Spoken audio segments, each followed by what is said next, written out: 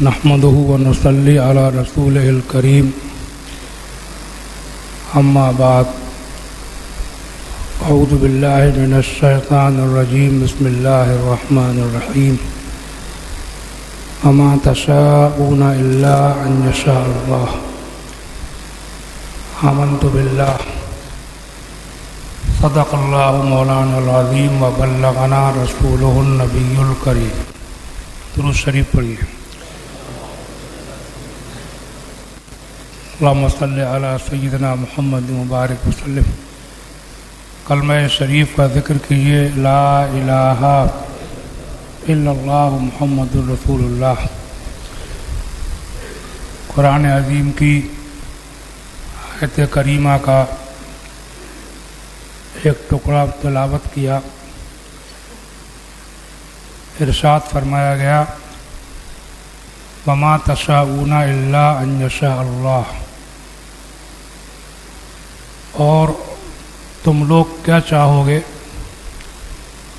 مگر جب تک اللہ نہ چاہے.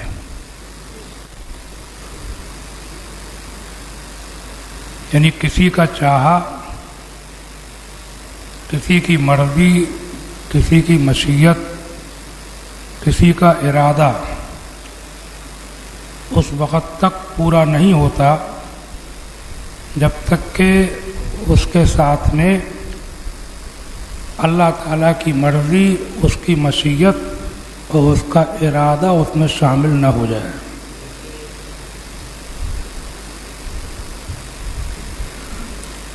آج یہ آیت کریمہ کا ٹکڑا میرے دماغ میں اس لیے آیا، ابھی ایک مجلس میں، ایک پروگرام میں ایک شعر پڑھا گیا. اس کے الفاظ کچھ اس طرح تھے. اللہ تعالیٰ فرماتا ہے کہ ہم نے تو بنا ڈالی دنیا، اب چلائیں مصطفیٰ. ہم نے تو بنا ڈالی دنیا، اب چلائیں مصطفیٰ. تو مجھ کو اس شعر کا ظاہر الفاظ جو ہیں وہ کچھ اچھے نہیں لگے، صحیح نہیں ہے. نیت کچھ بھی ہو مگر الفاظ اچھے نہیں ہیں. اس سے کسی کے ذہن میں یہ بات جائے گی کہ اللہ تعالیٰ نے دنیا بنا کر کے حضور کو دے دی، اب حضور چلاتے ہیں اور اللہ تعالیٰ معاذ اللہ معطل ہو گیا ہے، وہ اب کچھ نہیں کرتا ہے. یہ ذہن میں جائے گا. حالانکہ عقیدہ یہ ہے کہ جو بھی ہوتا ہے کوئی کسی کو نفع نقصان اس وقت تک نہیں پہنچا سکتا جب تک کہ اللہ کی مرضی اس میں شامل نہ ہو. اللہ تعالیٰ نے بڑے بڑے اختیار والے بنائے ہیں، بڑے بڑے ادھیکار والے. افسر ہیں، کلکٹر ہیں، کمشنر ہیں، گورنر ہیں، منسٹر ہیں، قاضی ہیں، جج ہیں، حاکم ہیں، بادشاہ ہیں. ان کو بڑے بڑے اختیارات دے دیتا ہے. ان کے قلم میں بڑی طاقت ہوتی ہے. اور اپنے محبوب بندوں کو، حضرات انبیاء و اولیاء کرام کو تو بے شمار اختیارات عطا فرماتا ہے. اور اپنے محبوب سید الانبیاء احمد مجتبیٰ محمد مصطفیٰ صلی اللہ علیہ وسلم کو تو اس نے کائنات کا مختار بنایا ہے. مختار دو عالم ہیں آپ. مگر بنانے کے باوجود بھی، دینے کے باوجود بھی کوئی بھی کام اس وقت تک نہیں ہوتا، کوئی نفع نقصان کسی کو اس وقت تک نہیں پہنچا سکتا جب تک کہ اللہ کی مرضی اس میں شامل نہ ہو. انبیاء اولیاء بھی اسی وقت تک پہنچاتے ہیں کہ جب خدا کی مرضی بھی ان کی مرضی کے ساتھ شامل ہو جاتی ہے. مطلب ہوتا وہی ہے جو اللہ چاہتا ہے. سمجھے آپ؟ ہمارے اعلیٰ حضرت مولانا احمد رضا خان بریلوی رحمۃ اللہ علیہ سے کسی نے ایک بار سوال کیا کہ انبیاء اولیاء سے مدد مانگنا کیسا ہے؟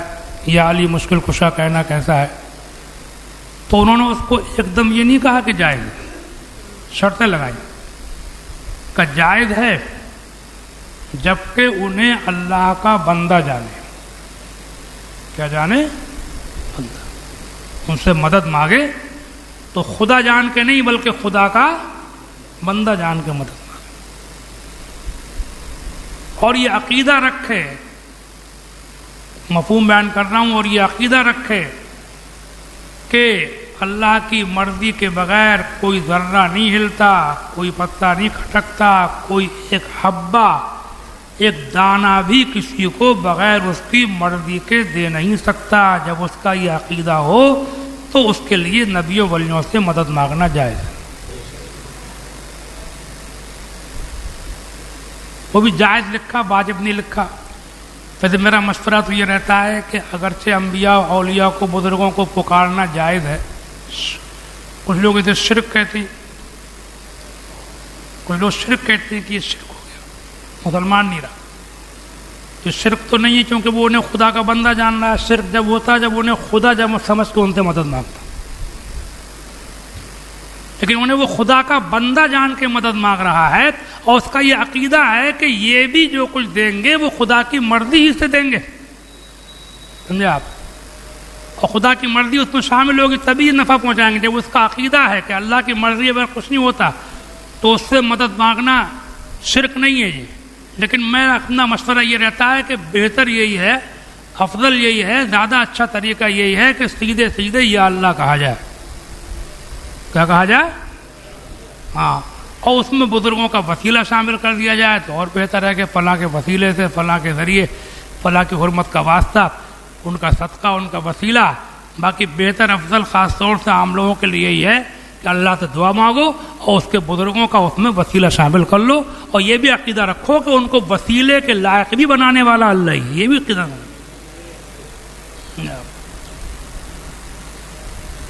شاید آپ کو دھیان ہوگا، میں نے اسی جمعے کی نماز میں ایک بار حکایت سنائی تھی اللہ والوں کی شان کیا ہوتی ہے.